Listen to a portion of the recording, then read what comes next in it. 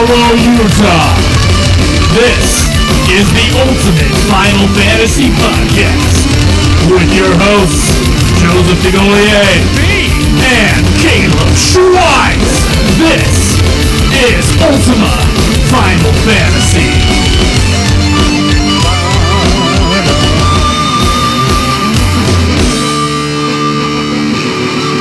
Welcome to another episode of Ultima Final Fantasy, the Ultimate Final Fantasy Podcast. I am Joe. And I am Caleb. And today we're going to be talking about Final Fantasy VII Retcons. Oh, yes. There are plenty of them, as you diehard fans will know. Yeah, Final Fantasy VII, I believe, just like the game with the most spin-offs and sequels and shit. And, of course, with spin-offs and sequels, sometimes mistakes and or purposeful rewriting. Yeah. Sometimes that's done. It's true. And then, I don't know, a lot of it's just little stuff, though. Just like, oh, this happened in this order in the scene. But there's some things that, like, they probably should have known and sort of expect to get right. So, yeah. So we'll definitely get into that. Caleb, where are you in Final Fantasy X-2? I played about an hour and 15 minutes of it. I was really sleepy, and we, of course, did a pre-recorded interview episode with Mr. Parham, who we've owed an episode to forever. And so I started a bit late. I'm like on the second or third mission right now. Okay. It's all right. The battle system is growing on me, but man, the beginning is just so campy. It's like, it's pain. It is painful. There's like an hour long of me playing it. The first 30, 40 minutes is just, it's rough, man. It like makes me want to die, but everyone says it's great, so we'll get into it. Yeah, I have not braved starting the game again yet. This week, final week of school / me moving out of Cody's place. If any of you guys ever listen to Getting Fat, it's over now. Me and Cody are done. And I'm moving all my stuff up to my parents' place, and then I'm going to move back down at the end of the summer. So I can live in some regular student housing for the last 2 semesters that I'm in school. And I don't need nearly as much stuff as I had with me, which I'm regretting having anything ever, because it took me like 3 trips, an hour and a half drives up to my parents, then back. So I had one heck of a week. But yeah, my console's not even set up. Like, my PS3 is not set up. It's still shelved. It's in actually, it's still in my apartment. There's still a couple things at the apartment. My TV, those consoles, and then I have movie posters and a desk. Oh, nice. Still at my apartment. So a little too busy to start the 10-2. A little too busy to start the 10-2, also dreading it. Yeah? Yeah, frankly. Well, I mean, after Dirge, though, can you really dread the future? Like, is that's kind of what the low? What can I do for you? That's kind of the low point of. You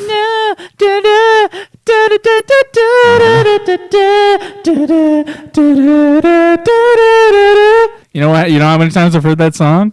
Too many? Maybe twice. Oh, really? Yeah. Oh, okay. Is that too many, then? And yet I know the tune. So it's really catchy, is what you're saying? Yeah, it's a problem. Oh, that's a problem. God. That song is that song is awful, dude. I know. It's awful. I know. I've listened to it more recently than you. I know. I don't want to put the disc into the drive. That part is probably not even the worst part of the beginning, though.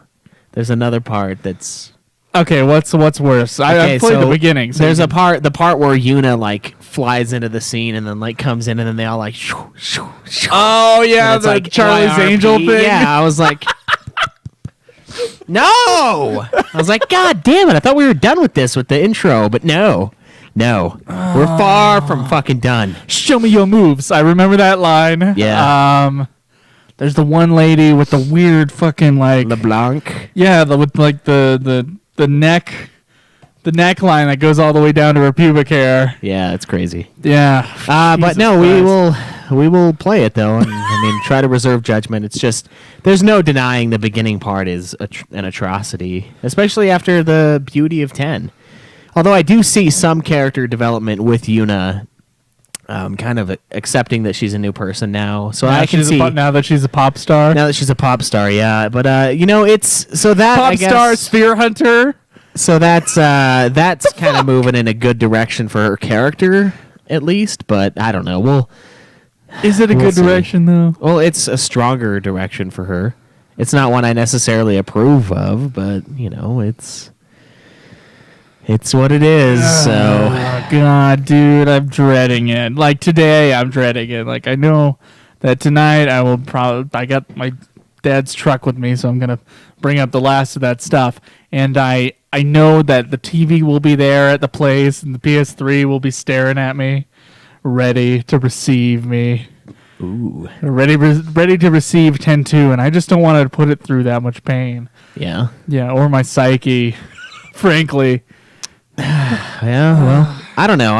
It's got a good rating though. We looked it up on Metacritic. It's got like an 85. That's close to 13. I mean, how bad can it really be?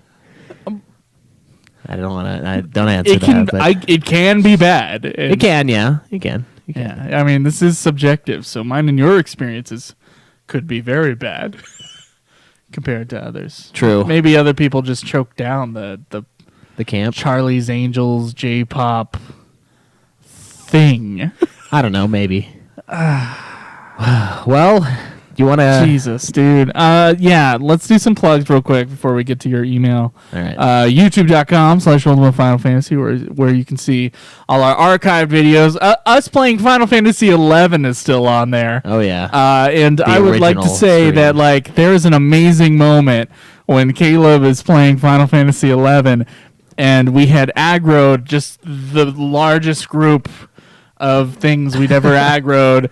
And they do not stop. And Caleb is running from them, and it's hilarious. And I think we all died. We all did. We all died that day. No one made it out. Yeah, and that video is still on there. We need to like highlight that thing or something. Yeah, I forgot a way to do that. You can tweet me at Joseph DeGolier. Tweet me and the show at UFF Podcast. You can go to Facebook.com/Ultima Final Fantasy. There you can tell us if our website's down and all sorts of stuff. Yeah, it's kind of our mode of contact for when we're running into problems with the site. But it's been pretty good so far. There's been some moments where it's gotten a little slow, but I don't know. It's getting easier to take care I am of it. seriously considering talking to the DGM department at UVU and being like, does anybody want a senior project for web development? Because I got a whole network of shows that all need like a website that works smoothly. Oh, that's a and, good like, idea. Yeah. That's a really good idea. Oh, I know it's a good idea, but like I feel like we need to be like a real company and not just like two dudes with a podcast. Yeah. Yeah. Well, we can try to figure something out. Maybe we can bullshit it, sell it to them that way. But yeah, you guys can find me mostly, but us live weekly at twitch.tv/Ultima Final Fantasy. You get all our playthroughs, our Let's Plays, our, fun stuff. Yeah, and of course everything can be found at ultimafinalfantasy.com. It's kind of right now it's a place where like all of our podcasts call home, but it's mostly Ultima Final Fantasy. So Yeah, it's by far our biggest show. So join the forums there, ask questions. There's areas to ask questions, give us corrections and all sorts of stuff. And Schweiss, our other shows, Nude Clan, Godzilla Podcast, Super Sexy Swinging Fan Fiction. You can find them on iTunes. Go check them out. Yeah, they're a lot of fun. All right, so what is this, Schweiss? This is not what I want to talk about first, but this is. Oh. All right, so we got an email a little while ago by a guy named Vivi Uribe. And he said, "Hi, Caleb and Joe. My name is Vivi, and I'm working with the San Francisco Symphony on their Summer with the Symphony concerts. Wanted to reach out and tell you about the Final Symphony music from Final Fantasy 6, 7, and 10, the three best Final Fantasies." On Wednesday, July 27th, the San Francisco Symphony will share the stage with the famous and uber god of music, Nobuo Uematsu, at the Davies Symphony Hall in San Francisco, and will perform the music from 6, 7, and 10. Sorry. Yeah. So yeah, he basically asked us to let you guys know about it. There's a website up if you just search Final Symphony music from Final Fantasy. Well, just Final Symphony, I think you'll find it, and you can order tickets there. I think it was like, I don't know, $50 for pretty decent seats. Yeah. Last time I looked, I was like, oh, that'd be fun, but that is a long, long ways. We do have flights directly out of Provo, too. They're actually not that expensive. No, the tickets are pretty cheap, and I mean, if you want to go see Uematsu and this symphony play, I mean, I think it'd be fantastic. Most of our listeners are in California, so they can probably make it. Yeah, they could probably just drive or walk. That's probably not true, but okay. Well, yeah. Now you guys know. Now that you guys know that there's a concert out there, Schweiss. We got news today, don't we? We got a couple articles, I suppose. All right. Well, let's get to it. News.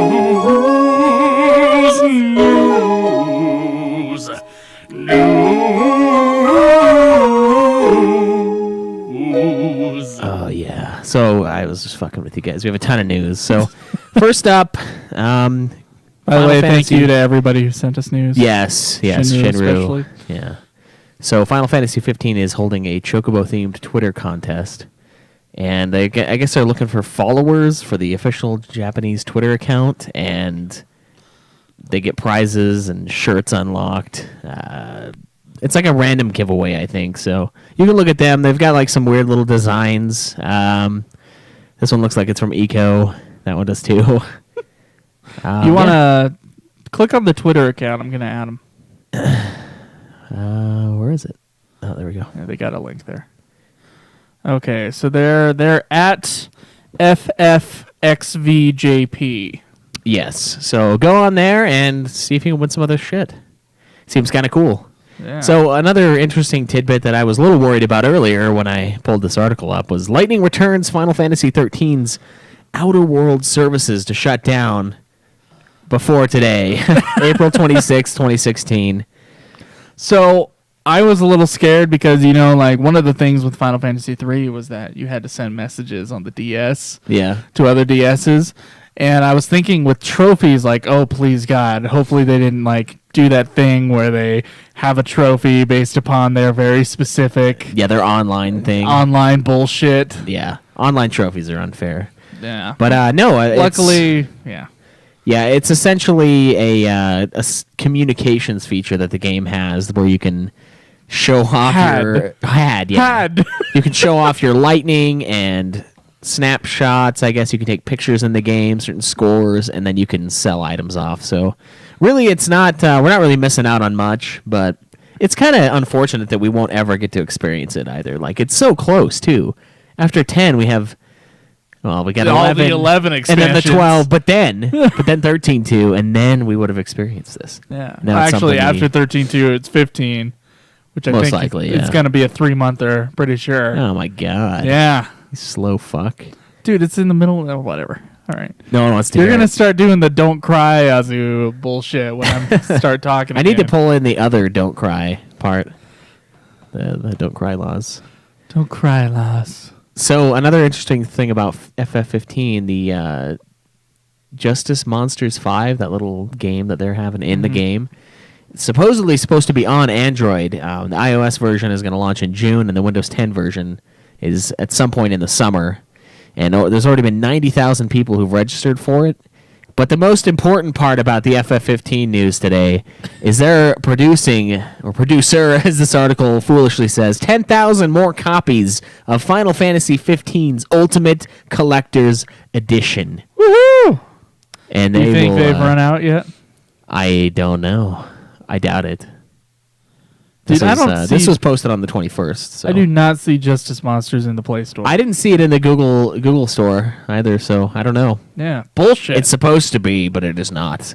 So yeah, if you guys haven't already, try to grab that Ultimate Edition of Final Fantasy 15. Are you gonna grab it twice? I don't know, dude. That's so much fucking money. That's $300 for a game. It is the ultimate version. Can you be the ultimate host though and not get that? I don't know. I mean, that would just cement it. But so you remember a few weeks ago when we talked about the 7-Eleven items that Final Fantasy XIV was releasing over in Japan? Yes, I do remember. So apparently they're in talks to bring those items to North America. I don't think that's a good idea. You don't think it'll work?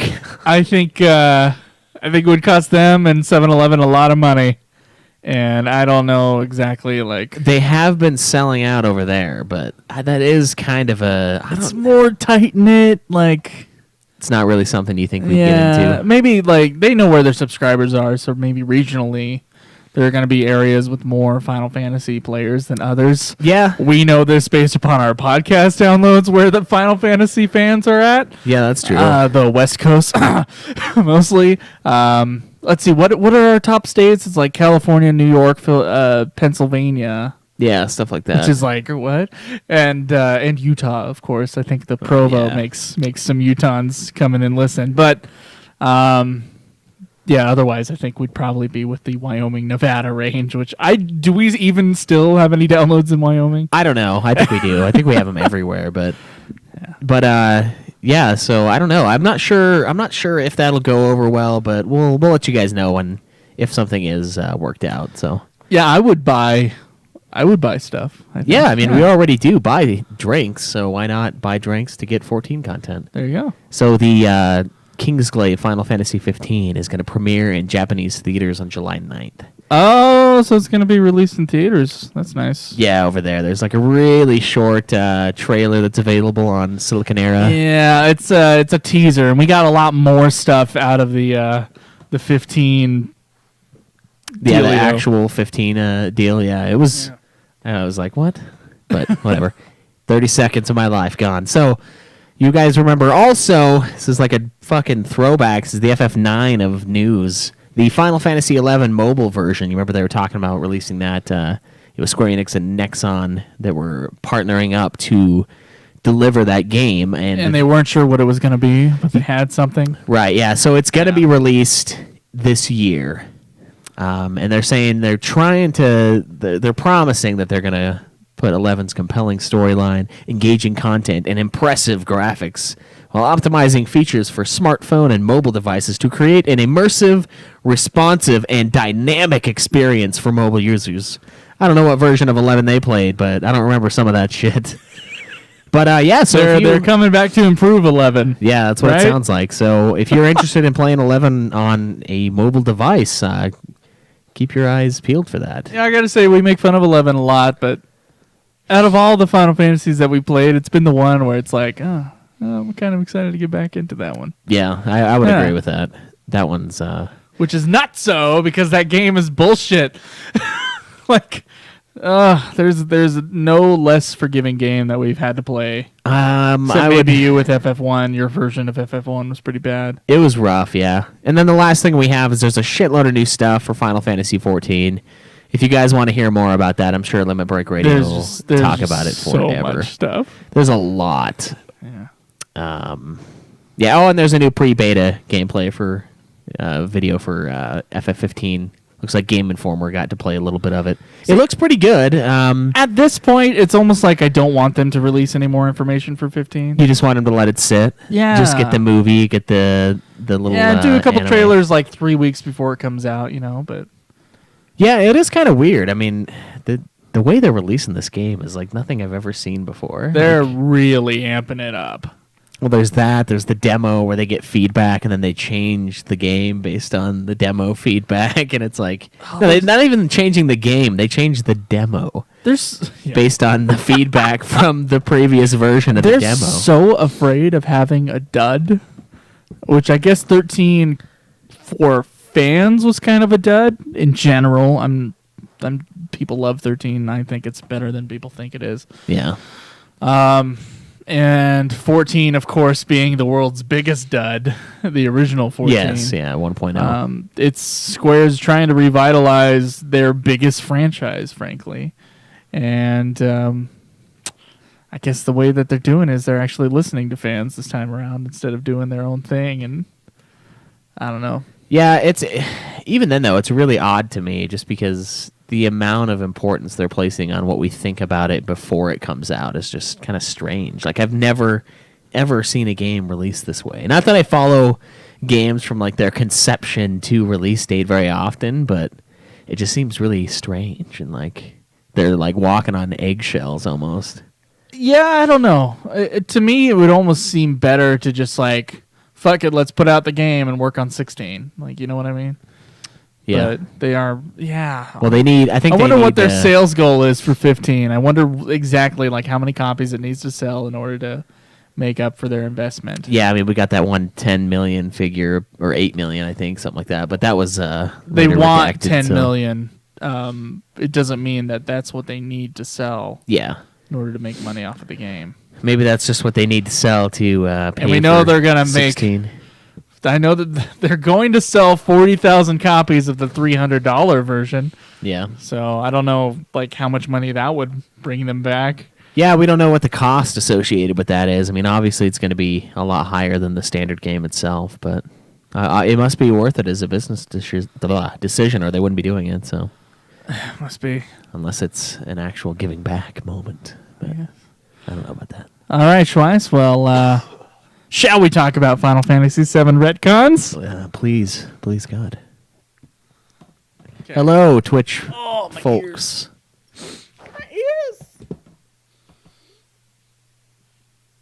Let us see what you speak of. another web page? Another web page. Yeah. I combined the two. Now that news is over. What's up, Roxo and Mortalius Grande? Yeah, we know. We already watched the anime. Way to listen to the podcast. We talked about it. Was it the week before the Crisis Core review? Yeah, we did. Yeah. Jeez, dude. Jeez. I dare you not worship our every word. It's all right, though. We've been asked about our favorite summon. I do think it's been about 15 times on the forums. On various forums. I will give them that. We have moved. I think it's really been like 3 times. You know what's funny? I looked at the old forums, and there's still people introducing themselves on the old forums. We got to put something up. Are you serious? Yeah, I saw one like 3 weeks ago. Oh, they must be new listeners that just don't know. Yeah, and they're like, hello, hello, hello, hello. Is anyone there? There.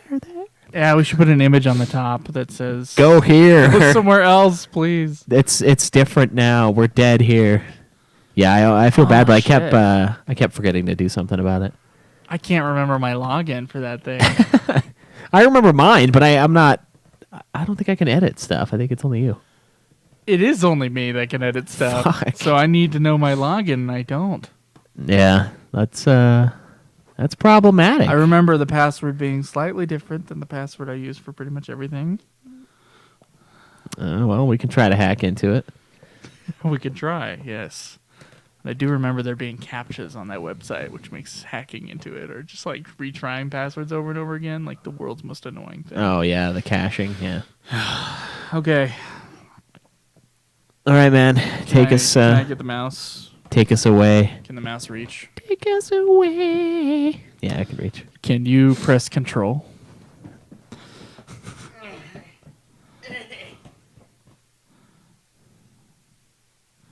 Okay.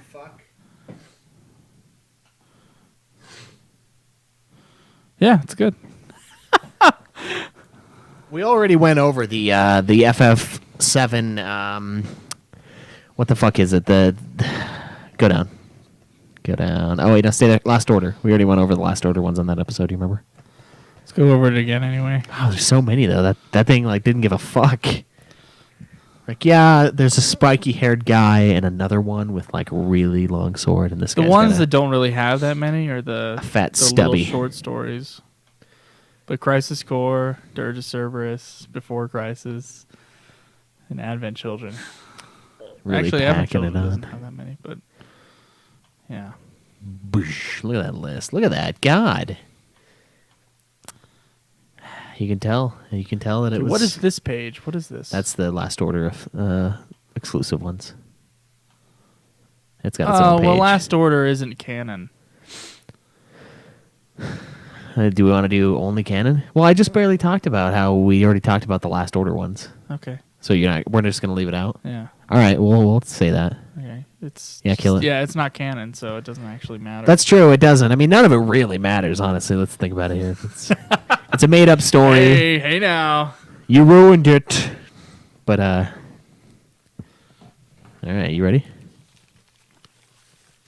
I didn't actually mean none of it matters, guys. Come on.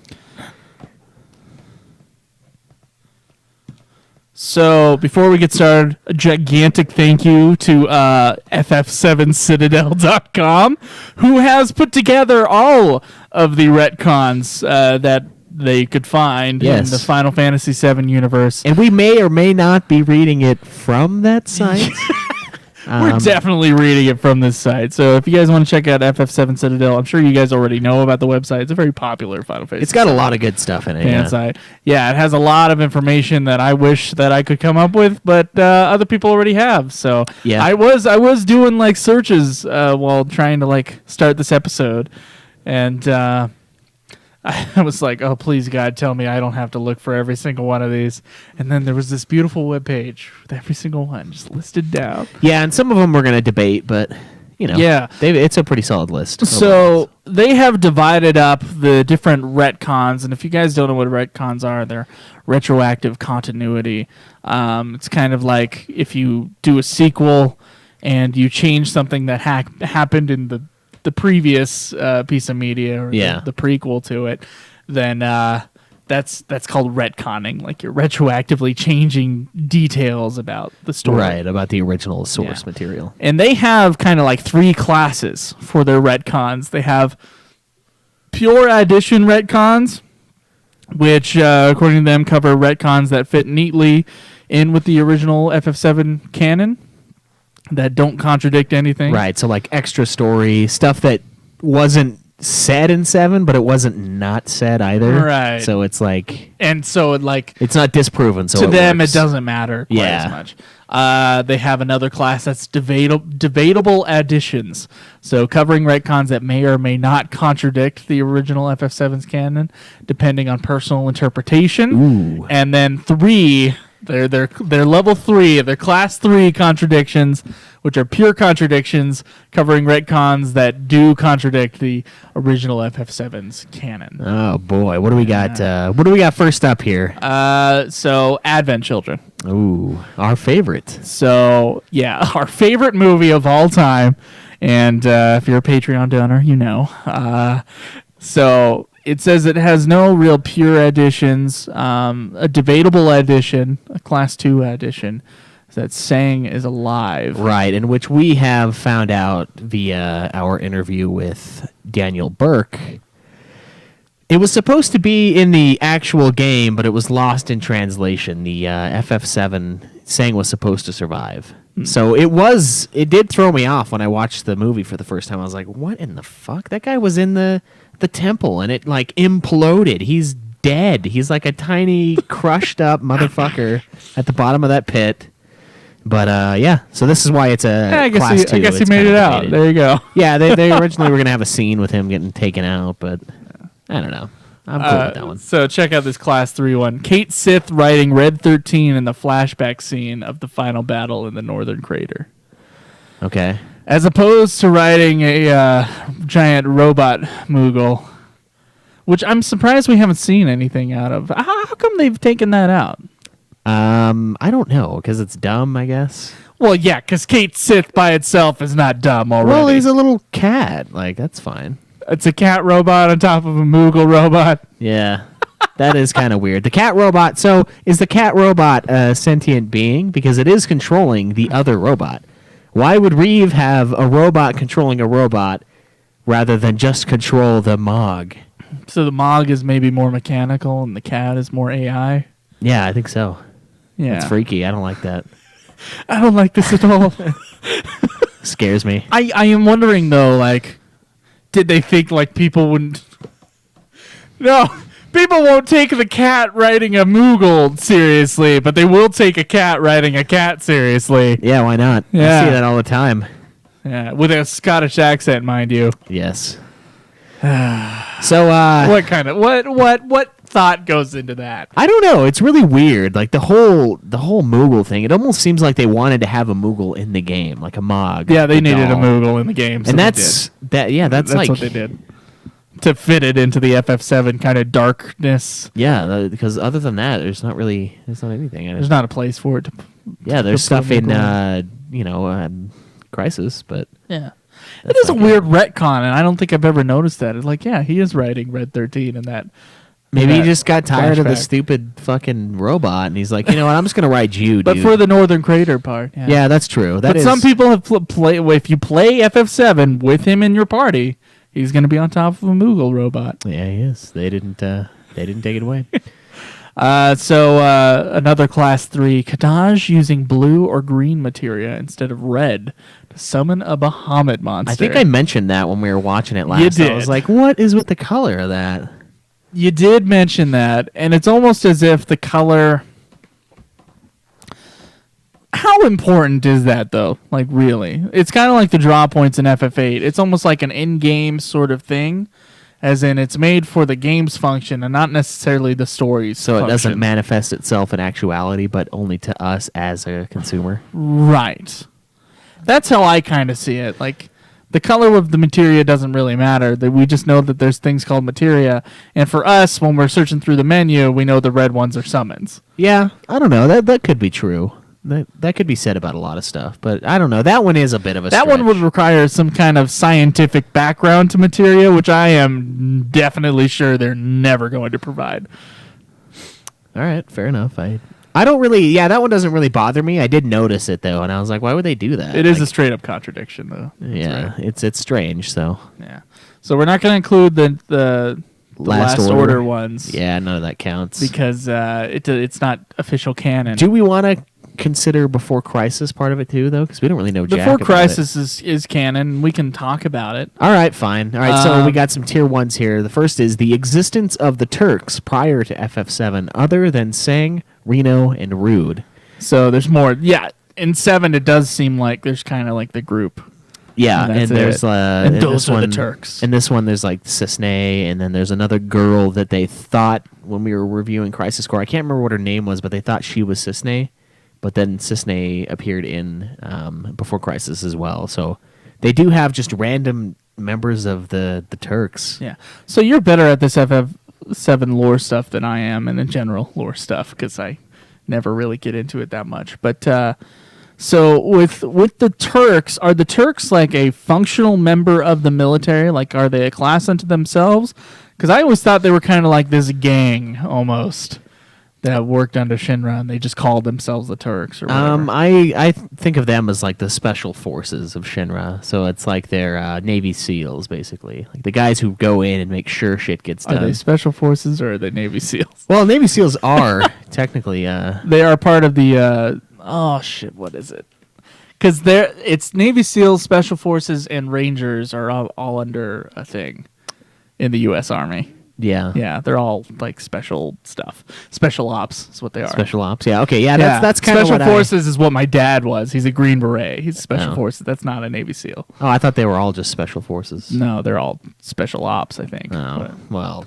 they're all part of that like higher tier sneak in before a war actually happens. Yeah, that's kind of what I view the Turks as. And Okay. they are almost like a gang of a-holes. It's like the whole theory of you get like 4 Marines in a room and they're just a bunch of like the ultimate douche kind of an idea.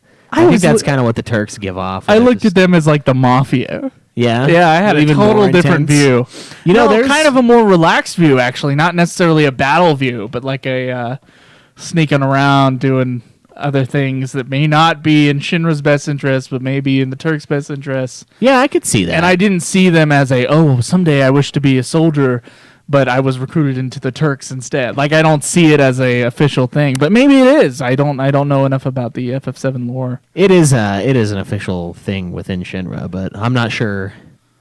Yeah, I don't know. Maybe it is just they're just better. Like I don't think they want to be soldiers for sure. I think they're in like the cush spot, you know. Yeah, exactly. So maybe it is a little bit more white collar. Yeah, maybe it is the ultimate form of the Shinra, other than the president. But that's a shitty position because they die all the time.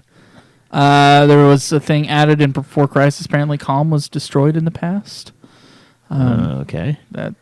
Okay. Rufus being a secret benefactor to Avalanche. What? That's very interesting. These are all... I don't know how many of our listeners have played Before Crisis, but I'm pretty sure you could count them on one hand. So if you have anything to say about this, please give us an email or something. The powerful summon materia Zirconide and the 4 support materia used to help summon it. Yeah, that doesn't exist in 7. No. And then Veld being a past colleague of Vincent's. That must be someone from Before Crisis. It must be. Because I have never heard that name in my life. A Class 2, Yuffie first learns about materia, which may or may not contradict it's saying. Yeah, I don't know. She goes around stealing materia as a child, though. In 7, yeah. This is supposed to be before Crisis Core. But that was... Crisis Core was 3 years in the past, right? She's 16, so she would have been 13. Yeah, something like that. Yeah. I don't know. Was she first learn about materia then? No, I think materia... Is materia common knowledge, though, in Final Fantasy VII universe? Well, Barrett didn't know how to use it in 7. Okay. So I don't know. So Maybe maybe not. it's not. I could see that, I guess. That's very interesting. An oxygen tank gets stolen from Shinra number 26 shortly before the launch. I don't know. That one sounds like it doesn't matter that much. Yeah. I don't know why that... Yeah, I don't know why that would matter. And apparently the Turks have a secondary division. That's definitely not in there. All right, so number 3, a Turk being present in Nibelheim during Sephiroth's mission there 5 years before 7. That's true. That's definitely not there. Yeah. It's kind of like, it's one of those things where it's like, well, FF7 cutscenes just couldn't handle the extra characters or whatever. Yeah. But we know that that's not the case. Like, we know that they just added it in for story. Yeah, that one's... I don't know why they would do that. I don't know what purpose that would serve. And it sucks because we don't fucking know because we don't have this game. And Nanaki having a female companion named Dine at least a year before FF7. Yeah, that doesn't fit his character really at all. Okay. All right, you ready for Dirge of Cerberus? This is a biggie. Yeah, I'm ready for Dirge. Okay, these are pure additions. The existence of deep ground under Midgar's surface. True, yeah, that wasn't there. The deep ground soldier program, as well as the Sviets. Yep, none of that was in the original 7, that's for sure. More extensive details about Vincent, Lucretia, and Hojo's past, primarily Lucretia's research on Omega and Chaos, and her guilt regarding the Valentines. Yes, Vincent's father, Grimoire Valentine. Yeah, the Shera's ancient origins. Okay. Reeve and Lucretia's last names, which I don't remember. Neither do I. At one point, the WRO Peacemaker mentions her brother, who was a member of the Avalanche, during the time of the Midgar reactor bombings, hinting that she was a sister of either Biggs or Wedge. See, that's kind of cool. Yeah. Do you remember that chick, though? I think it was the one in that mission that I was telling you about. She was like, I was born in Midgar. And she kept going on, and I was like, you're going to die in Midgar, too. And she fucking died, and I loved it. She would not shut the fuck up. I don't find problems with the pure additions. I really don't. Yeah. That's kind of like the cool part about a sequel. Yeah, and that's the stuff with the FF7 remake that I would be totally fine with. Just extra stuff that doesn't totally shit on anything prior. So, number 2, Vincent and Yuffie's presence in Midgar prior to Meteor Fall. Okay, yeah. Yeah, that's iffy. Shulk's orange materia. That's nitpicky again, but yeah, there is no... Yeah, the colors of the materia, though, are, once again, to me, like a 0. Like a trivial thing. Yeah. Maybe on a 1 to 10, it's a 1. Yeah. The existence of Omega weapon. That's not too far-fetched, I don't think. There's... I never thought that we had all the summons in the world. Yeah. Yeah, in FF7. You felt like there were still some out there. Yeah, or other weapons like they're talking about. Yeah, it wouldn't be completely unbelievable. But, of course, at the same time, Omega Weapon came out when the planet, its intent was to leave the planet, basically take the life force with it. So you'd think during, Meteor coming down, it might have done that, but... And number 3, they have the Shinra Mansion named Shinra Manor instead. Yeah, that one doesn't matter. I kind of like Manor better, because that gives it more of a, this is Shinra's, estate, almost. Yeah, I don't actually know if that's a contradiction, because maybe the Shinra people call it the Shinra Manor, but other people would call it the Shinra Mansion. Maybe, yeah. So I don't know why the Shinra Manor can still be a mansion, and thus the Shinra Mansion as well. I really don't think that's a contradiction. Yeah, if anything, that one should be a level 2. Just like a Yeah. whatever kind of You ready deal. for the Crisis Core ones? Okay, pure additions. Zach's last name. Existence of Benora Village. Yeah, dumb Never apples. saw that from the airship. Nope. I would have seen it too. I looked at every little spot. The existences of Lazar, Dr. Hollander, and Angeal. True. Angeal owning the Buster Sword before Zach. A new summon called Bahamut Retsu. Let's see, the new summon ones are... Yeah. Zach coming up with the name for the bar Seventh Heaven, which is one of the dumber additions. Yeah, it didn't really add anything. Sephiroth specifically spending 7 days in the Shinra Mansion basement. I thought he was in there for like months. It felt like forever in Yeah. 7, yeah, so it did seem a little cheap. Yeah. The possibility that Lazard is President Shinra's illegitimate son. Loveless originally being a poem that was adapted into a play. Yeah. Yeah, it was totally. It was just a play. It was just a little thing in Midgar. That's all it was. And now it's like this big thing. Yeah. So materia fusion, these are the tier 2 ones. The in-game ability to fuse 2 pieces of materia together to create a new one.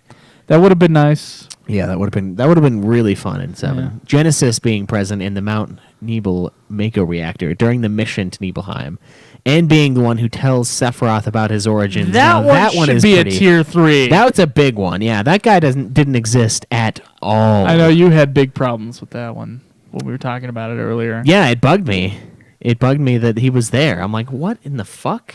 Like this? Yeah, why are they just shoving him in there? Yeah, like they're like, hey, remember this guy? Do you like this guy? Do you like his music in the end of Dirge? You do, don't you? Weiss and Nero from Dirge of Cerberus being members of Soldier. And Sephiroth no longer appearing to hold the rank of general. I don't even know. I don't know why. Yeah. All right, so these are the baddies, according to FF7 Citadel. Genova, Project G, which was run by Hollander and was responsible for the creation of Angeal and Genesis.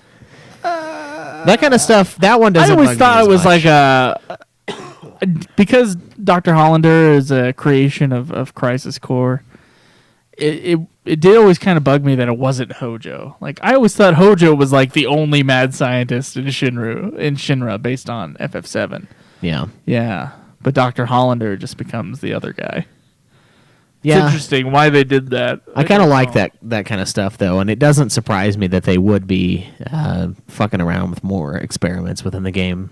So, the existence of the goddess of the planet. Yeah. All right, the poems, Does that mean that the goddess is real?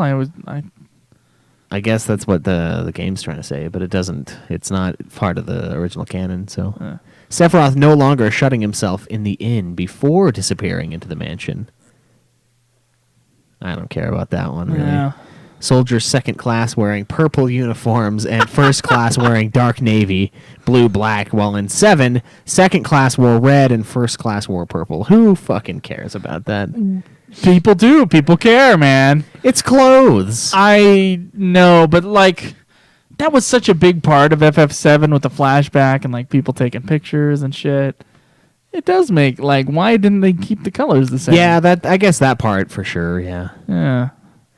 And on top of that, even with the materia thing, even though I don't actually care, if he had a red materia in Kadaj in that scene with Kadaj, and he's like, President, blah blah blah, and then he like shoves it into his arm and whatever. Like if it was red, it would work just fine, and it would look just fine.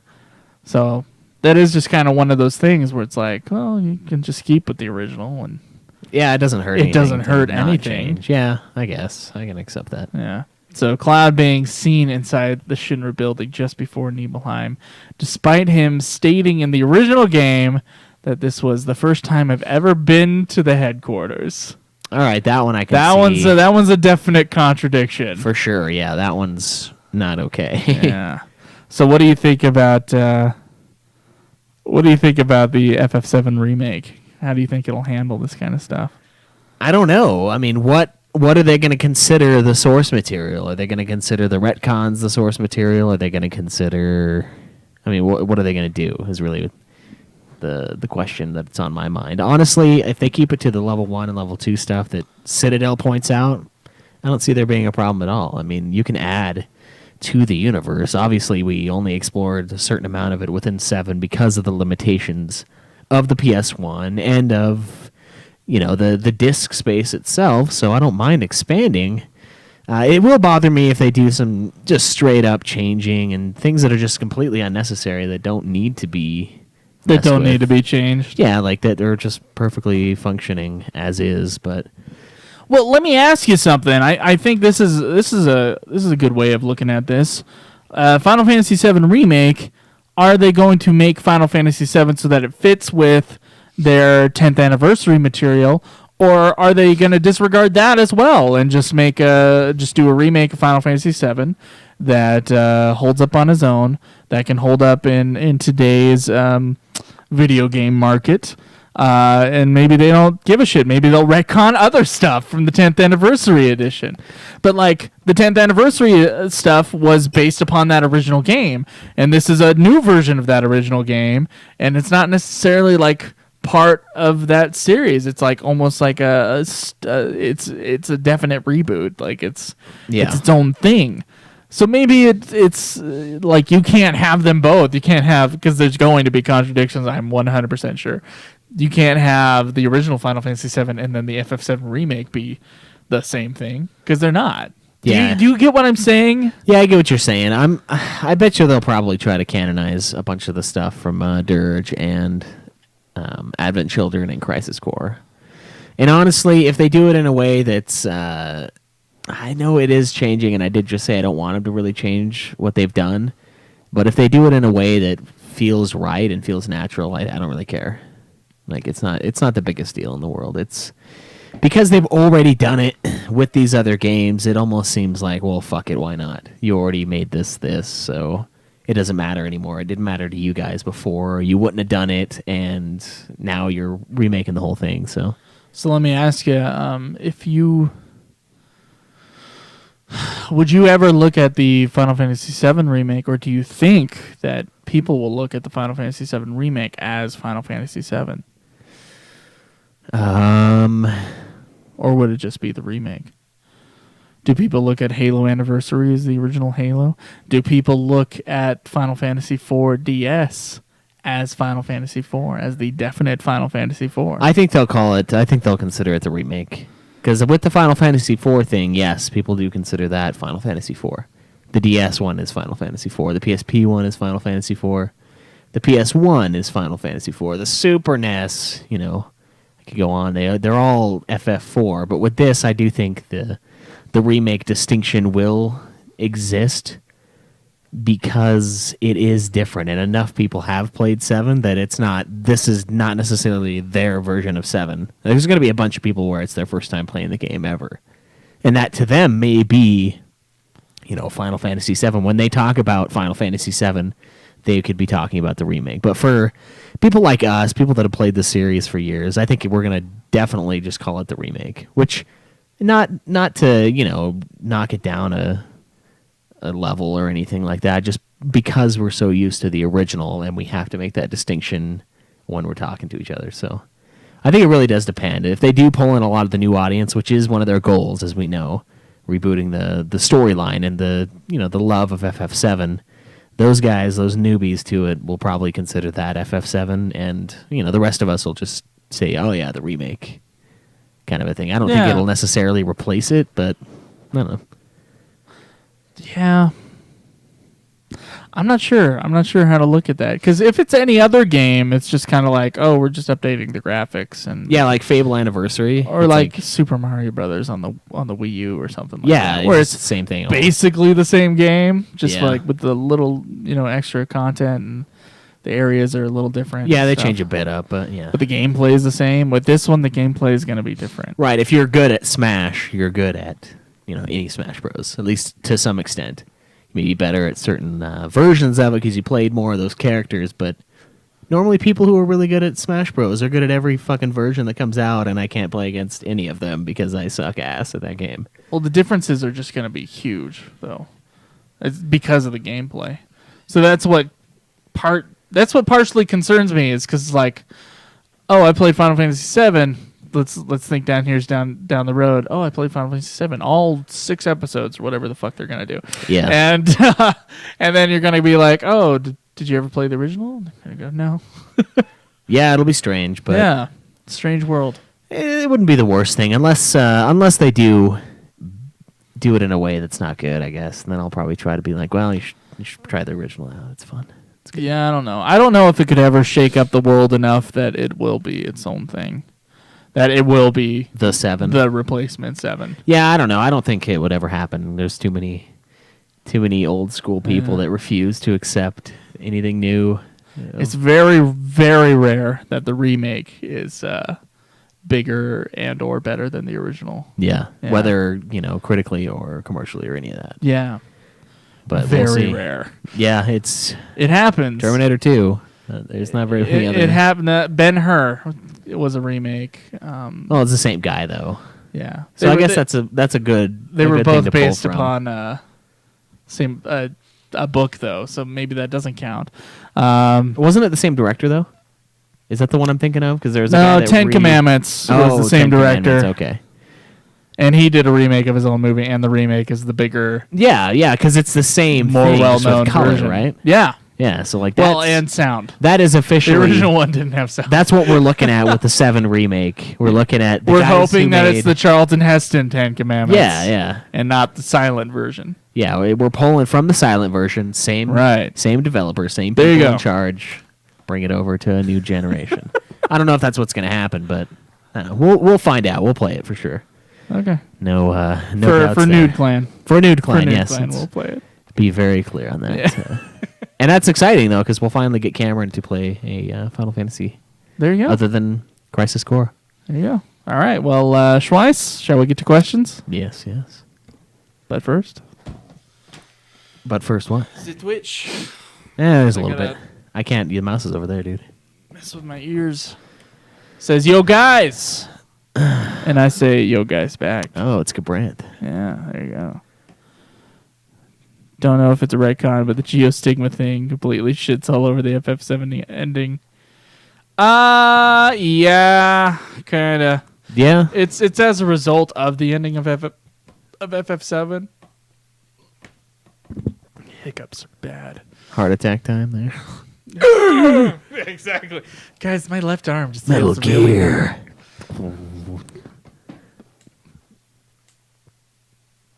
Oh, I don't want to answer that one today. We got the email one too. Remember that. And then the Gandalf, of course. Okay, so we And got the Skype. Let's start with the Skype. Okay. So, You're interrupting. No. okay, you got this. Oh, actually, Covering up the chat. can you press control? Skype out of there, fucker.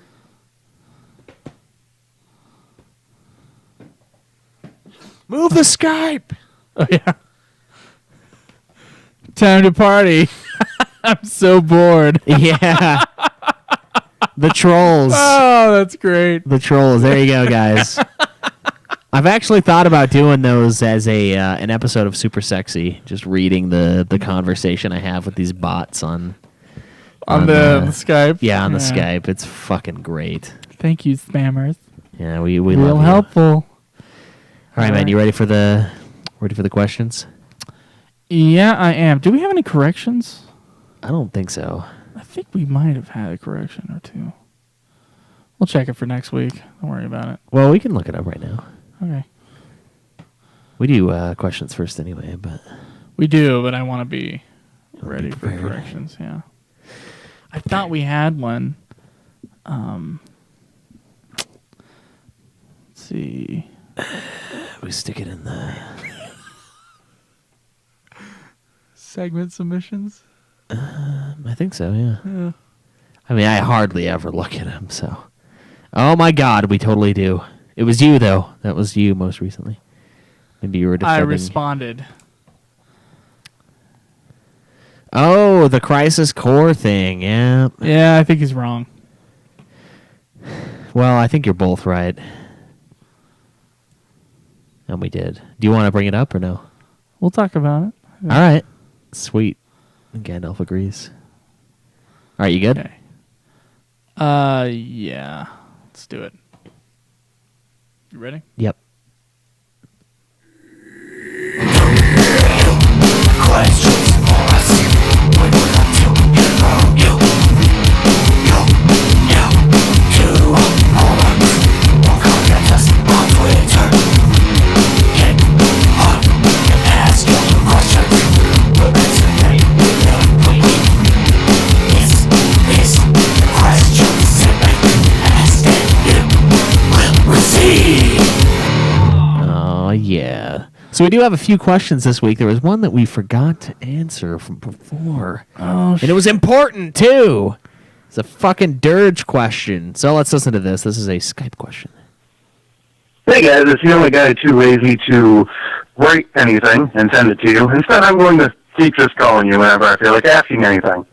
I had a question about Dirge of Cerberus when you guys go through it. When I originally played, I found the game really took from Final Fantasy VII because Vincent seems so ridiculously powerful by the end of Dirge of Cerberus.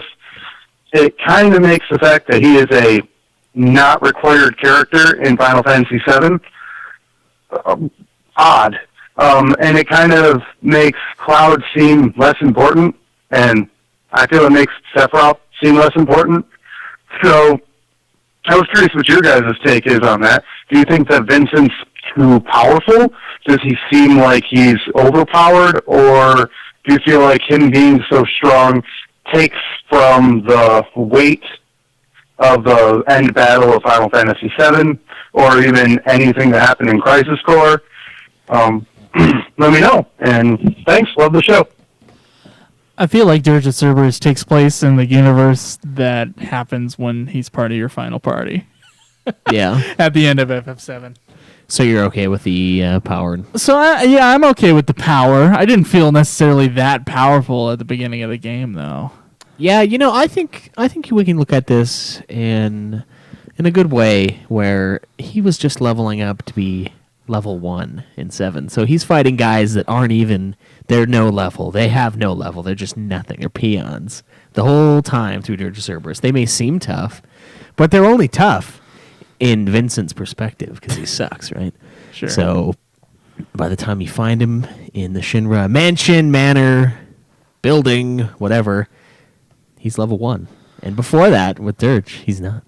Well, is it the fact that you can shoot guys in 1 or 2 hits or 3 hits and kill them, and then FF7 and it took a while? I don't know, maybe. I'm not sure where the power thing comes from, because with Dirge of Cerberus being a shooter, it's like a completely different type of game. Yeah, well, and thus comparing the two seems like something that is a little troubling, kind of hard. Well, I mean, there's that, and the fact that Dirge happens after. Yeah, it does FF7. happen after. So he's maybe. So his problem is that, like, because he's an optional character, he wouldn't necessarily be that strong.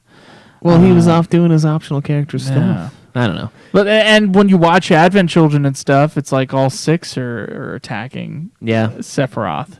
That's another retcon-y thing.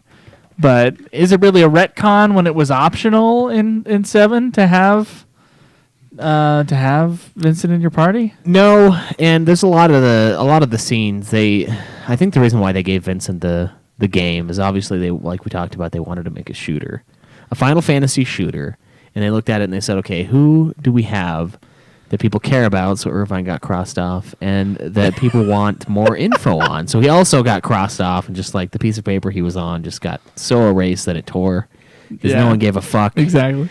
But with Vincent, he's a cool character. He's an interesting character, and they don't do anything. There's not really much exclusive content for him within Final Fantasy VII, so I think that's more the reason why they came out with the shooter.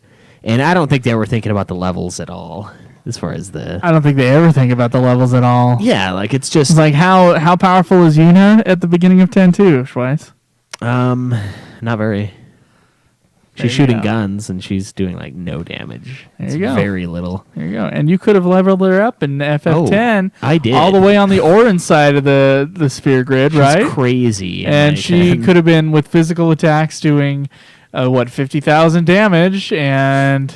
Yeah. And yet, at the beginning of 10.2, they have to have the character low.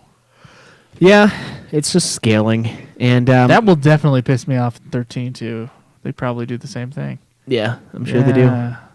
It won't matter though. The game's going to be balanced enough to where you level up as you go along. So. Yeah. So you got to sacrifice some like Realism made almost. for game elements for story. I Yeah, guess. just think of it as a separate universe where you never leveled him up in the first game, or just think of it in that sort of aspect. Like with 10, like I never used Yuna. I think of it that way when I'm in 10.2. I'm like, I just shelved her where she belongs because she's the main character and I see her all the time anyway. I don't need to see her in battle. So I don't know. Just I'm not too worried about it. They didn't have any of that in mind when they created it, so I didn't feel like it cheapened anything. I didn't even think about that. Like, not at all. No, neither did I. And normally I think about weird stuff along those lines, like that no one really normally thinks about. But with that one, I was just like, it's a different game. It's just, here's 7, here's Dirge, here's Crisis Core. It's all like connected yet separate. So Shinra has a couple questions for us regarding our 10.2 playthrough. He says, heard Joe is going on a hiking trip and won't be able to play 10.2 while he is out. Well, Final Fantasy X-2 is available on the PS Vita and is a great way to play it on handheld while you are out. I played it on my Vita when it came out, he says. Also, I was wondering if you will be reviewing 10.2 The Last Mission, sequel of 10.2. Yes, we will. Which is a roguelike game included on the FF10 HD disc that completes the story after the events of 10.2. So it's a short game, by the way, and if you are reviewing the audio story of F10 2.5, yes, we are doing all of that, Shinru. yes, This has been planned since the beginning. beginning of time even. Yes. And Caleb, are you going to be going for the platinum in 10.2? Yeah, I am. Yep, Yeah. it'll be mine. He suggests you follow a guide because it's very particular. Usually people have to play the game twice in order to get 100%. Yeah, I'm not too worried about it. It's a pretty short game. I got time. So you're okay with playing it twice? If I have to, yeah. If I've missed something in the first hour, I might restart it. It's but- like you can't even like click X through dialogue. You have to let them say the whole piece of dialogue. I've already done that though, so hopefully. Yeah, that you doesn't kill me. fucked. You fucked, Well, Caleb. that's what Spoonie said, but he reviewed the PS2 version. I don't give a shit what he said. I don't know, man. That's just for the 100%. Get the extra ending. I'm not sure what the trophies are though. So I think that's one of the trophies. You got to get the 100%. God, So have fun with that. I'll look at it. You done fucked up. Hey man, I don't think we want to get into fucking up on Final Fantasy trophies. What are you saying, Schwein? I'm saying I got 13 plat and you don't. Look. I didn't know.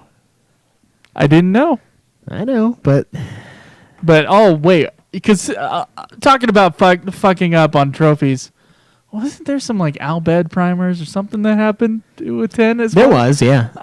There was something about that. Yeah. I do also remember that Yeah, that's weird. only one of us has the platinum for 10, and the other doesn't, even with the Albed primers. I'm just saying I didn't have to.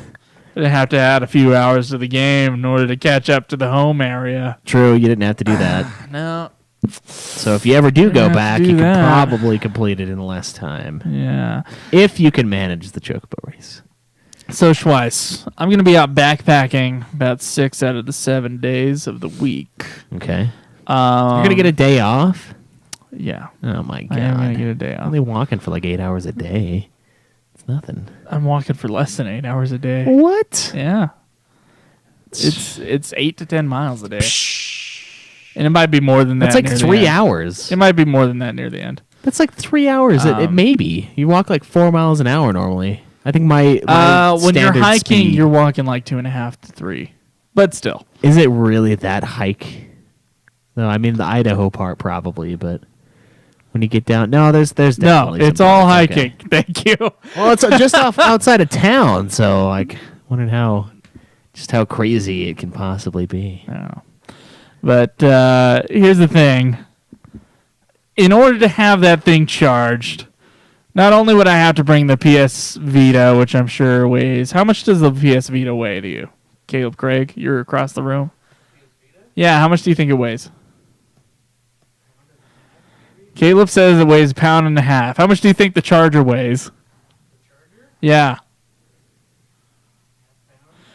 Caleb says, okay, so I'm looking at 3 pounds of PS Vita equipment that has to be plugged into a thing that has to be converted into the power outlet.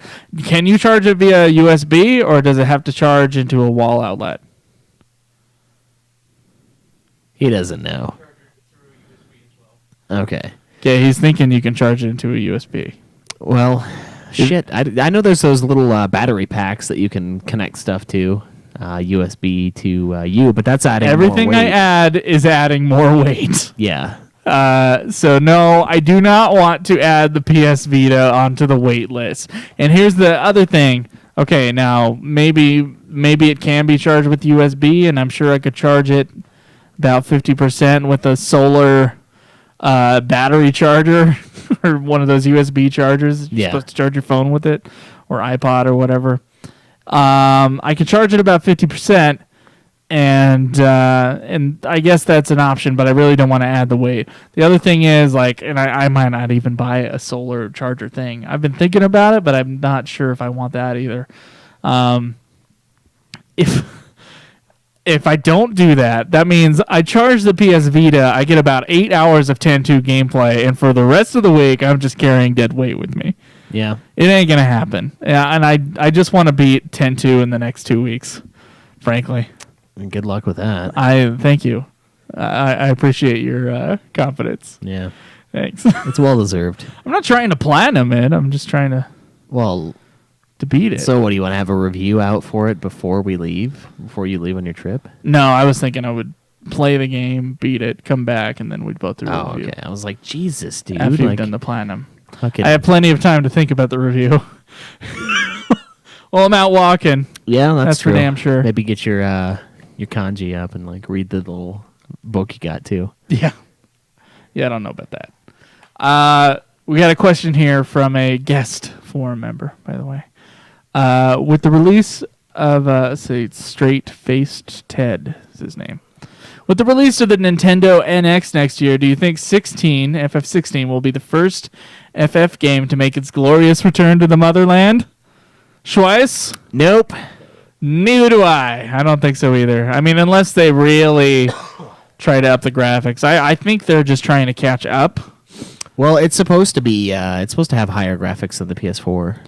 That's what they're saying. Yeah. But they're releasing the PS4.5, that horse shit that's coming out, to better handle the VR gaming. Right. So I don't think 16 is going to be on Nintendo's thing. I just don't see it happening. I'm saddened by the future of game consoles that I keep hearing about. So I think Sony is possibly thinking of not releasing PlayStation 5, but instead just like updating consoles rapidly over and over again. So you remember when Xbox 360 did, where they always had like different versions of the Xbox 360 and they were always getting like constantly better. Yeah. Yeah. I remember stuff like that. It's almost like they're going for something like that. It's basically a computer at this point is what it is. You're getting upgraded Yeah. parts for your console, which I'm fine with, honestly. It doesn't bug me too much. I kind of like having the thing for the 7 years, right? Yeah, it is. And then the new thing for the 7 years. Yeah. I like that. But that also that stymies. It feels right. It feels solid. It Yeah, feels- that can stymie advancement, though. I mean, if you think about it, the video gaming is always changing. Everything's getting better. Technology is advancing. 7 years from now, the console is going to be a complete piece of shit. That's true. And yeah, they'll come out with a new one, and that one will be good for a year, a couple years, maybe 3 years. And then after that, it's going to be subpar compared to any PC that you would ever build. I feel like Nintendo, Microsoft, and Sony should just get together and be like, okay, let's decide on a length of time. And this is just how we're going to do it. And no one's going to come up with a console that's going to beat us, we think. And so, I mean, unless Apple decided to get into the console war, which would be very interesting. Yeah, that'd be odd. Yeah. I don't think anyone's gonna really touch it. It's not worked out too well in the past for other consoles. It's kind of just the big three now. Yeah, but I don't know. I don't think I mean, well, I guess it could. I guess 15 could have a port that could take it to the NX, but I'm not sure about 16. Because whenever 16 comes out, let's see, how long was 15 in development? So, like almost 10 years now? Yeah. So in 10 years when 16 comes out, well, we'll see. We'll see what like consoles are up and whether the NX is like the thing at that time. Yeah. Let's see what Shinru said. He answered it here. He says Nintendo consoles after the GameCube don't really have high specs like their competition, and the FF series is always going for the highest graphics and stuff. So unless Nintendo's new console is like that, then he doubts it. So he's kind of feeling the same way as us. Then Straightface said that the rumor suggests it's going to have more power than the PS4 or Xbox One. Maybe our forum news hounds can dig deeper. Ooh. How about that, Shinru? No, he says basically what we said. Yeah, that it might be better than the PS4, but they are coming out with the 4K.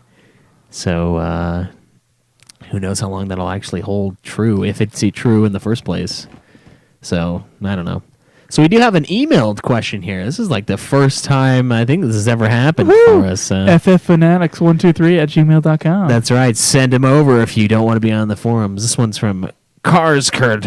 He says, "Hey guys, just listening to your 10 Part 2 review, and I believe 100% that those minigames they fucking sucked. I had to stop with the game before beating all of the Dark Aeons because I could never get Titus's Celestial Weapon or Waka's.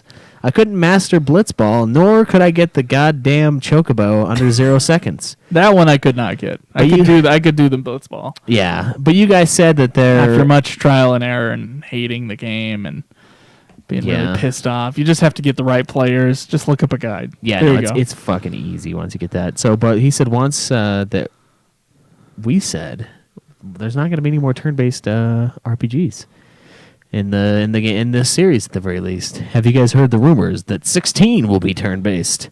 I feel like we made those rumors, but we were spitballing 16 ideas and be like, oh, it's return to turn-based. But maybe that's just I haven't heard anything that's going on. Anything else? The moment I haven't heard a single fucking thing about 16. That's what I haven't heard. The moment we do, though, you bet your sweet ass we're going to have an episode on it, and we're going to talk about everything that's leaked or mentioned or hinted at or whatever the fuck. I do wonder, do you think they'll wait until the next E3 before announcing 16? Probably, yeah. Probably June, July, or whenever that is. Yeah, I don't think they'd rush it before then. Jesus. I honestly still stand by that, though. I don't think turn-based is really gonna do it for him anymore, especially if 15 does well. Like, why go back? Not unless, if 15 doesn't do well, then maybe they're gonna put 16. They're gonna do what they did with Dragon Quest. They're gonna put 16 on a mobile device, and we're gonna be done with the series. And then it'll be basically back to basics. Yeah. Yeah. That's That's kind of sad to think about that, huh? Yeah, it is. Like the end. It's a depressing thought, but I mean, we can't consider it that time yet, though. 15's not out, but I don't know. If 15 does do well and the battle system is well received, I don't think we're gonna go. Do you think they'll announce FF16 this E3 or next E3? Probably next if they do. I don't know. Caleb Craig, what do you think?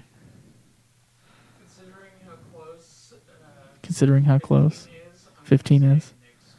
He's going to say next E3. So this July. No. So, the E3 after. Okay. 2017. All right. Are you going this year? I'm going this year. All right. Well, fuck. I guess we'll see. Okay. We will see in July. All right, guys. So we do have one of our favorite segments here. It's number 10. A very, very tasty correction. Shure SM58 microphones, $200. Adobe Audition software for mixing episodes, $30 a month. Libsyn hosting fees, $20 a month. A weekly FF podcast with great listeners, priceless. There are some things money can buy. For every other nitpicking motherfucker on the planet, there's the correction segment. All right, so this one was from our Crisis Core review. This is from Nowhere Guy, a participant on the forum. He says, "Hi, in Crisis Core Final Fantasy VII episode, Joe and Caleb say that leveling is completely random. I think I heard that one of them got like 3 level ups in a few minutes. I've never had that kind of situation, and I smell BS. Guys, FF Wikia says, though it appears that leveling up is random, it is not entirely so. Zack does gain XP for defeating enemies, but it is a hidden value. The DMW will not line up 3 7s until Zack earns enough XP for it to do so. Once Zack has enough XP, the DMW has a chance to line up 3 7s, but it is not a guarantee. For this reason, the player cannot simply level up by letting the reels spin over and over. They are still required to defeat enemies to earn XP. That doesn't disprove anything that we said, though. No. All right, so he says another thing is about SP points. They say that those are useless, and this is 100% incorrect. SP points are used for materia fusion. Incidentally, the episode never touched on materia fusion. Yes, we did. Love the show. Yeah, we talked about it. It might have been on the episode before the review, but we did talk about how materia fusion was like not... We weren't using it. The thing that bugged me about materia fusion was that you had to have your materia leveled all the way up in order for materia fusion to be useful. Otherwise, it would just spit out basically what you put into it. So here's the thing about that XP being random, and yeah, you do need XP in order to be able to level, but the spinny motherfucker is still random. Yeah, as it said in that thing. So yes, I had earned enough XP for that fucking hour that I got no level ups and was just grinding. I had earned enough XP, right, that at some point, finally the gods descended, like gave the gift upon me that I was able to finally like have the chance of getting the 3 in a row. Yeah. Or the 3 level ups in just like 5 minutes. Yeah. So yeah, I do need the XP in order for the chance to be opened up, but it's still chance. And that chance means that it might not happen for an hour. And then it might just suddenly happen over and over again. So no, I don't think your correction was that much of a correction. No, the second part, I guess, yeah, the materia fusion thing. We did say SP was useless. You got us there. But I myself, I know I leveled up at least twice, maybe 3 times. I'm not sure, but I know for sure it was twice in one of those optional missions. And those things are not very long. We're talking 10, 15 minutes. Yeah. And I leveled up twice. Yeah, and there's no way you got enough XP. No, there's not. It just has in to between be. Those. Yeah, it's got to be the random. So it's like there's a buildup of XP, and you're just like waiting for it to relieve some of that XP. Right. There's certain tiers of XP that you need to reach to have the ability to get a level. But if I reach 4 of those tiers and only get 1 level, there's still 3 levels out there that the game owes me, so to speak, that I will eventually cash in on. Sometimes in quick succession. Okay, so this is how I said it more succinctly in the post. Said, we most certainly did bring this up, if not on that episode, one of the ones leading up to the Crisis Core review. Yes, you can hoard XP and then randomly allow the level up. If you have the XP for 3 level ups, the game will still only level you up 1 level at a time when it randomly decides to give you the level. I know this because it happened to me. Right. You then went on to say, I didn't use the materia fusion, really. I looked up the recipes, and most of the useful ones needed fully leveled materia as a base, and I was not willing to put in the time for all of that. I don't know about Caleb.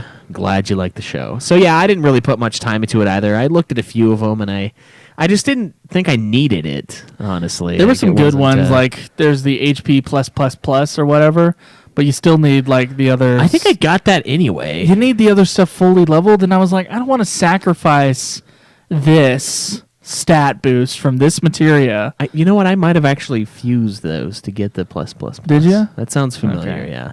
I didn't use it. I did not utilize the feature. I used it occasionally, but I didn't find it exceptional. Or See, I tried it once with 2 things in order to get whatever, and I had misread the page that had all the information for all the fusions.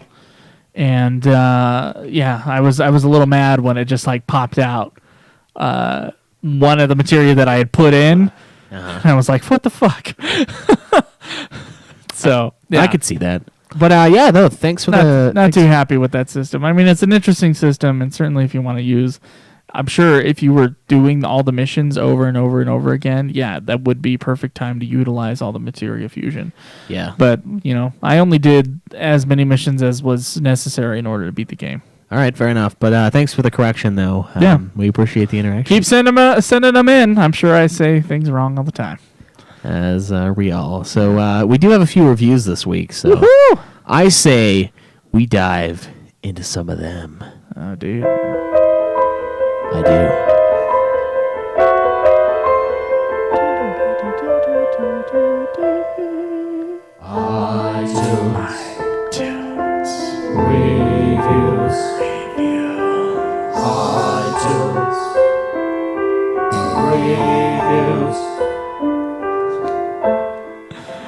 All right, so we got 4 iTunes from the US of A and 1 from the UK.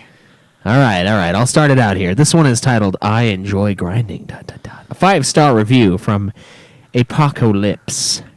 Took me 6 months to catch up on the podcasts. Thanks for giving me this entertainment and something to look forward to. I can now say that I achieved the Platinum Trophy for this podcast. I will continue to listen and download every week. So you listen to the commentaries too, then? We must. Oh, All the okay. time and effort you put into the podcast is appreciated by your fans. Team Schweiss. Yes. Fuck you. The power. Fuck your hashtag Team Schweiss. It's all right. I'll give you the You fun want to one. check that on Twitter, see if anyone has posted under hashtag Team Schweiss? I hope they have. The problem is that they'll probably just join your side, so they won't put hashtag Team de Gaulier because they don't know how to spell my fucking And name. mine's pretty crazy too. So. Yours is crazy, but like after you got it, right? Like it's yeah. Why do we have to have like these crazy German and French names? I don't know. It's just how it is. I don't know. Okay, I got this one from AJ is Stupid. He says, love it. 5 stars. Hey guys, my brother Oh, nice. brought me into the show, and I am loving going through the archives for some excellent FF content. Loved all the game reviews and now digging deeper into the Summons and Weapons podcast. Love the show. Keep it up, guys. Thanks for everything. Nice. Thank You're you very welcome for much. everything. AJ is Thank stupid. you. You're probably not nearly as dumb as you lead on. So that would help. All right, so this one is titled Ultima Spell Material by Taku Amazuki, a viewer on our Twitch feed. You hear that? That was the sound of the iTunes review song, which means we don't get to hear the no iTunes reviews song. Very nice. Anywho, this podcast is an excellent listen and deserves the attention. These guys fairly interact with their listeners via their websites, forums, and put effort into improving an already awesome podcast. Thank you. They form good opinions about the FF games they've played, which is all by now, golf clap. And not only praise, but even fault their favorite titles. The only criticism I can think of is something they've already been told repeatedly, in that they have to make sure they're saying something right. It's not horrible, and it's often not important to the overall review they give, but they goof up, which is fine. Don't let that turn you away. Instead, go to their correction segment on the forums and get called a nitpicker. There you go. Generally fun to listen to, even if you're not a hardcore fan. It's cool that they talk about Final Fantasy, but I'll admit, I like listening to them because it's two friends talking about something that they like and sometimes even other random stuff. So sweet. Similar to Game Grumps. Give these guys a listen. Just grab an episode where they do a review and you'll see what's up. Although, if you pick up the first one, please be understanding. If it's not your thing, try Nude Clan, and if for whatever reason you want to hear some crazy, crazy stuff, pick up Super Sexy. Wow, thank you, Taku. I agree. Yeah, pick that shit up. Do you think he gave us the correction on Crisis Core?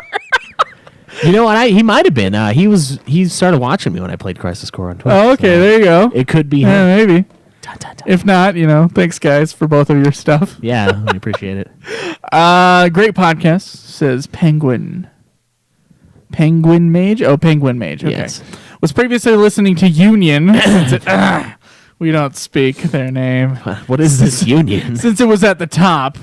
Not anymore, by the way. Not for the last couple weeks. It has not been at the top. Not No. We aren't at the Yeah, top. don't. But someone yeah. else is at the top. Don't confuse it with us. But, Since it was at the top. And while I don't hate it, I much prefer this podcast as far as entertainment factor. The two hosts sound like they actually want to be doing the podcast, except when we're hungover, and offer up good reviews and segments. Often find myself laughing out loud at some of the topics and comments covered. Really pushes time away at work. Great job, guys. Keep it up. You're welcome. You're welcome for taking that time away. You'll never get it back, though. no, it's true. It's gone forever. Okay. So we do have one. This is our UK review. It's titled "My New Favorite Podcast" from Machete. Oh, Facelift. he spelled favorite like a guy from the UK. Yeah, he did. Adorable. I started listening to this podcast when they interviewed a Nero. Hey, where's from- your accent? Come on, Schweiss. I started listening to this podcast No, when they Cockney. interviewed Let's a go. Nero from LBR and was hooked in by the funny jingles and the host's witty banter. Yes. Now I have caught up with the entirety of their back catalogue, and I Yeah. can safely say it is my new favorite podcast. Favorite. The hosts are hilarious and do a great job of creating their own style and brand. The episodes are paced well in succinct segments divided Yeah. by aforementioned jingles. The aforementioned jingles. The review and spotlight episodes are obvious highlights, with the host's love for the series really shining through. My favorite moment was Favorite. Joe's one-star review rant. Had me in stitches throughout. Yes. Yeah. All round, a well-produced, funny, and incredibly entertaining podcast throughout. Keep up the good work, guys. Yes, thank you. Yeah, thank you, Machete Facelift. It's very, Seems machete facelift. Yes. very heartfelt there. So. Yeah, he could be. It's just UK, so he could be like Scottish. Yeah, he could Welsh, be anything. Yeah, he's pissed now. Yeah, he's all pissed off. Seriously, thank you for the review. Yeah, we really dig it. So It was really good. All right, well, Schweiss. I don't think we have anything else. I mean, I don't have a question for us to you, or do you have one? Well, let me think here. Okay. What retcon in the Final Fantasy series, and it could be something that like 10-2 did to 10, or one of the FF7s did the FF7, or maybe there's another sequel that we don't know about to something that we don't know about. That did something that we don't know. What retcon pisses you off the most in the Final Fantasy series? That's my question from us to you. Sorry if there's no jingle right now. That's fine. Yeah. So jump onto the forums. That's ultimafinalfantasy.com. Answer that question, and we will read it next week. We will. Schweiss, let's do some plugs before we end. All right. So tweet me and the show at UFF Podcast. You can tweet me and sort of the show at Joseph DeGolier. Like our page on Facebook. It's facebook.com/ultimafinalfantasy. There, I will let you guys know when I plan on streaming. I try to do it a couple days in advance if I don't mention it on the episode. Speaking of streaming, twitch.tv/Ultima Final Fantasy is where you find that. You can support us on Patreon. Patreon.com for $1 a month gives you the episodes as soon as we're done mixing them. UltimaFinalFantasy.com, Schweiss. And, call our number, 385-204-3921. Yeah, we really like the voice questions. They're a lot of fun. Yeah. Taking the burden away, one thing at a time. Guys, make sure you go check out Nude Clan, really. If you haven't checked it out, it's a great show. Yeah, it's awesome. We really love doing it. So. Really amazing. All right, well, I think that's it, Schweiss. You think so? Yeah, I do. Oh my God, there's the ending music. I guess it is it. We'll see you guys next week. Enjoy the grind. This has been another production of Ultima Final Fantasy, the Ultimate Final Fantasy Podcast. The show was produced by Joseph DeGolier and Caleb Schweiss, with music and editing by Joseph DeGolier. The guy who does Parodies all the and work. clips from their respective authors, of course. You can get all of our episodes as well as our Let's Plays at UltimaFinalFantasy.com. You can also contact us on Twitter at UFF Podcast, as well as our contact page on our website. Be sure to subscribe and review our podcast. Your reviews may get read on the show. Will get and read look on the forward to show. the next Not just episode me. of Ultima Final Fantasy, the Ultimate Final Fantasy Podcast.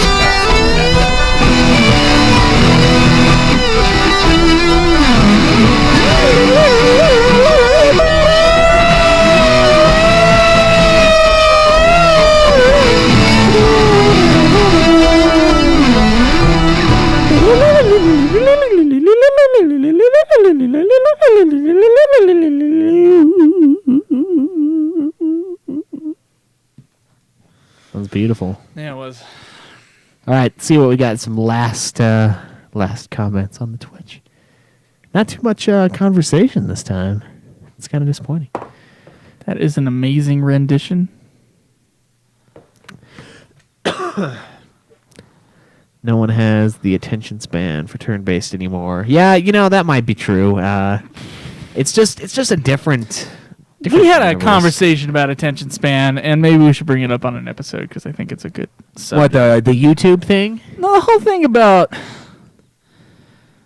the attention, like, I think there was some scientific study, and I'll have to find it, so don't quote me on this. There was a scientific study about actual attention and attention spans not actually going down, because attention is an evolutionary trait for humans, and it just does not work that way. Our attention is not down. We do have a lot of distractions, and our attention goes different places quicker, but it's not our actual attention. We can pay attention to something for a long time. And the biggest, like, thing with that is that we can watch 8 hours of a fucking television show in a binge spree on a Saturday fucking morning, and that's like a normal thing now. That takes an incredible amount of attention in order to watch that thing all day. Yeah. And so it's like, no, our attention isn't going anywhere. Well, it's just the what we put attention towards. I mean, Yeah. the idea is that changes. people with ADD, they can't concentrate on school. They get hyper focused on other things. Not that they're not paying attention. They're just not paying attention to the schooling they're trying to receive. They're paying attention to anything Whatever else that's distractions happening. they Yeah. have, yeah. So I think that's where the disconnect might be. Yeah, but I'm not sure. I don't believe in the attention span argument. Like, I don't believe in it anymore. I think people might just be impatient is more what the idea might be. They Or want there's just something faster. or there's more- just so much content that they're like, why am I doing this? Why not do this? This is more exciting for me. Yeah, I think it's not so much attention span, it's just the quick payout, I think, that the action based gives you. Do we plan on playing Dissidia? Yes, we do. Eventually. We will play everything that is Final Fantasy and that should have been, could have been, would have been. When do we start? We start at usually about 12. Try to. It sometimes turns into 1. When do we start the streams? Yeah. Oh yeah, normally it's 11 to 1. There's a nice little buffer window, so instant gratification, exactly right. I think that's what most of it is. But it's not attention span. If you took everybody's electronics away, they would have the same attention span as their parents did, as their grandparents did. Yeah. It's not actual attention span. It's not your ability to concentrate on something. True, Unless yeah. you actually have like real ADD. I feel like there's a spectrum of ADD where about most of it is bullshit. When someone says I have ADD, Yeah. and it's like they didn't actually go to a psychologist and get. They call me Dr. Joe. Yeah. Dr. Joe. Shut up. Anyway, so like, if Cameron tells me he has ADD versus if Timo tells me he has ADD, two friends of mine, and Who do you believe has it more? Timo. Really? Yeah, he is off the fucking walls. Caleb agrees. Okay. I haven't hung out with Timo. So Timo has ADD. Cameron is just a child. Just weird. All right, hey Rucksack, we're just finishing up, unfortunately, so you have to replay the video. But there's a good discussion on the retconning of the FF7 universe, and then some nice, Joe doctoring. That's what we'll call it. There's the Joe math, and then there's the Joe science. Joe scientist. Yeah, the Joe science. There's ADD and ADHD. Yeah, that's true. Yeah, That's true. fair enough. But yeah. And I don't see my friend Timo. I don't know if he was hyperactive as a child. That's for sure. But I would give him ADD now. You would give him ADD? I mean, if I were like, Oh, if you were a doctor. my extensive love line listening has. Oh. Because that guy's It qualifies. Yeah, man. I've had more medical studies than most people have. wow. Which, by the way, Love Line's last episode aired on Thursday, and they had Adam Carolla back for that night. Oh, really? I will have to listen to it because Adam Carolla, like by himself, he's still funny, but he's kind of long-winded. But when he's got like the radio time clicking, he's the funniest motherfucker. Yeah. Oh my god. True. Yeah, no, you're right there, Gabrant, though. There are people who are bad at it and then just blame it on stuff. But I don't think turn-based is really in that camp. I think people that don't like non-turn-based are the ones that are in that camp. And I know there's probably so many Final Fantasy fans out there that are going to hate me for this, but I think it's because they're just not good at games. They're good at stuff that takes time that they can like plan out, and it's slower. But What are you saying, Schweiss? 13 comes in and it like just donkey punches them, and there's this brand new thing that they've never done before. It's super fast, super crazy, and so I think that's more along the lines of the not being good at it. I consider myself a newer gamer. Yeah, I like all of it, so I mean, I don't know. I don't know. I don't know. I'm certainly like in that camp where I kind of like, obviously I like simulation games and that sort of strategy type stuff where like it's a sort of a puzzle within the actions of the thing. Yeah. As opposed to an action game. But then again, you have Age of Empires that's not that way, and we play that a lot I too. usually prefer one type to another. Yeah, but I prefer Civ 5 to Age of Empires. Oh, me too. There's no doubt. Like, but Age of Empires is a great game. A class game versus like B minus. But fucking. I mean, it's just preference. I mean, I like games of all genres that I've tried. So yeah, I don't know. Fun stuff. Yeah.